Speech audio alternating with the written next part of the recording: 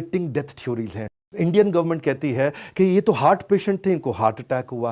Family relatives कहते हैं नहीं, इनका मर्डर हुआ, इनको पॉइजन दिया गया ताशकंद के अंदर। मैं वो जगह पे गया हूँ ताशकंद में जहाँ पे इनका आज भी वो स्मारक है। वही 2 अक्टूबर को मैं उनके जन्म के दिन गया था, जिस दिन उनका जन्मदिन था। तो वहाँ फूल वूल हमने चढ़ाया, मैं खुद देख के आया वो जगह। लेकिन बाकी बहुत सारे व्यूज़ हैं। कुछ लोग कहते हैं रशियन इंटेलिजेंस KGB ने इनको मारा, कुछ कहते हैं अमेरिकन इंटेलिजेंस CIA ने इनको मारा। इतनी सारी कॉन्स्पिरेसी थ्योरीज हैं। कुछ कहते हैं ये इंडियन पॉलिटिकल कॉन्स्पिरेसी थी, किसी और को प्रधानमंत्री बनना था इसलिए उनको मरवा दिया गया। इतने सारे प्रश्न जिनका कोई उत्तर नहीं है। क्यों इनका शरीर जब वापस देश में आया तो वो काला और नीला पड़ चुका था पूरी तरह। हार्ट अटैक से तो शरीर काला नीला नहीं पड़ता है ना, इसका किसी के पास उत्तर नहीं है। इनका पोस्टमार्टम तक नहीं होने दिया गया। 10 जनवरी को जब इनके कमरे में इनका देहांत हुआ, उससे पहले इनके कमरे के अंदर बेल भी था और फोन भी था। प्रधानमंत्री के पास बेल होती है, वो घंटी बजाए उनका PA भाग के आता है। उनके पास फोन होता है, वो किसी को फोन करे रिस्पॉन्ड किया जाता है। पर जब 11 जनवरी को देखा तो उनके कमरे में ना तो उनके कमरे में बेल थी, ना फोन था। और उनकी मृत्यु के समय में उनका फोन और उनकी घंटी कहां चली गई किसी को नहीं पता। हाँ, जिनकी मृत्यु हुई है वो कोई देश के आम नागरिक नहीं थे मेरे भाई,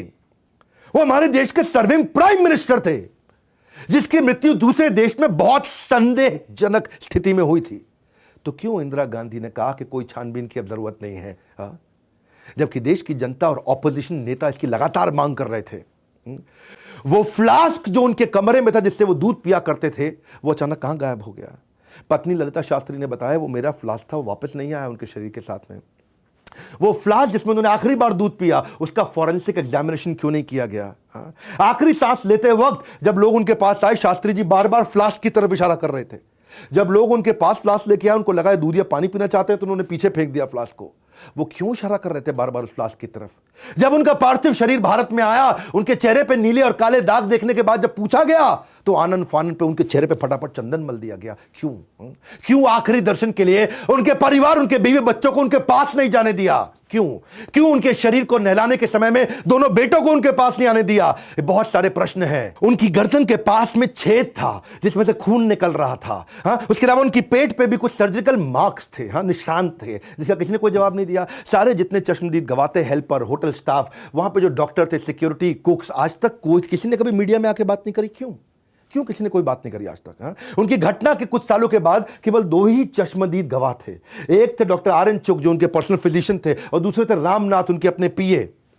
एक दफा जब एक कमेटी बिठाई गई और उन दोनों को कमेटी में आकर के अपना बयान देने के लिए कहा गया, उसी समय दोनों की अलग अलग जगह पे एक ट्रक के साथ एक्सीडेंट होकर मृत्यु हो गई। यह अचानक ही कैसे हो गया सब कुछ।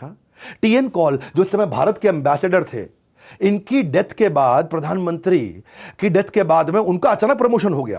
30 दिन के अंदर उनका बड़ा प्रमोशन हो गया, उनके लिए ताली बजाई जा रही थी। यही वो व्यक्ति थे TN कॉल जो लगातार बोल रहे थे कि पॉइजन थ्योरी गलत है, इन्हें कोई पॉइजन नहीं दिया गया। कुलदीप नायर जो PM के मीडिया एडवाइजर थे, उनको 4-5 बार उन्होंने फोन करके धमकी दी कि पॉइजन थ्योरी को अखबार में आने नहीं देना है। क्योंकि अच्छा, पूरी घटना के जो प्राइम सस्पेक्ट थे मोहम्मद जान, जो उनके रसोइया थे, वो उनके रसोइया नहीं थे, वो कॉल के रसोइया थे। लेकिन कॉल के रसोइया होने के बावजूद उस दिन, देहांत वाले दिन, उनकी डेथ के दिन का खाना और दूध इसी ने बनाया था। उसके बाद से वो कभी मिला क्यों नहीं आज तक। रशियन ऑफिशियल्स ने उसको, मोहम्मद जान को गिरफ्तार कर लिया। हमारी सरकार ने मोहम्मद जान को छुड़वा दिया, बोला नहीं हम इसकी गारंटी लेते हैं, ईमानदार आदमी है। क्यों? TN कॉल का वो पर्सनल शेफ था, और उसके बाद वो कहां गायब हो गया किसी को नहीं पता। क्यों? उनके देहांत के अगले दिन रशिया से उनको छुड़ाने के बाद आज तक वो कभी नहीं दिखाई पड़ा। क्यों?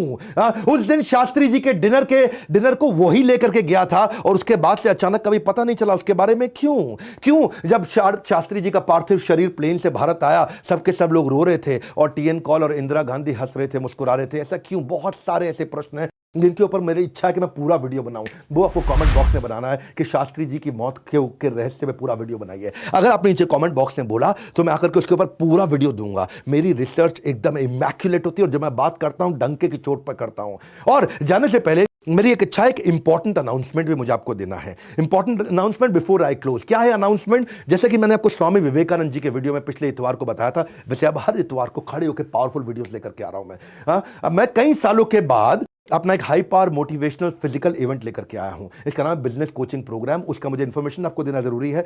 वो 3, 4, 5 जून को होने जा रहा है, Friday Saturday Sunday Thyagaraj stadium के अंदर। इसकी सारी टिकट्स बिक चुकी हैं, बस जो बचा है केवल कुछ वो डायमंड सीट, रॉयल डायमंड और बड़ा बिजनेस लाउंज, ये 3 कैटेगरीज की सीट्स बची हैं। बाकी पूरा स्टेडियम भर चुका है। 3 दिन सुबह से शाम तक लोग मेरे साथ रहने वाले हैं और बिजनेस के सारे गुण हाई पावर सेमिनार में मुझसे आकर के सीखेंगे। अगर आप मुझसे मिलना चाहते हैं, सेल्फी लेना चाहते हैं, बिलियनियर से सीखना चाहते हैं, हमारे इवेंट्स के बारे में मुझे बेचने की ज़रूरत नहीं। ये पूरा देश जानता है कि हमारे इवेंट्स कितने पावरफुल होते हैं।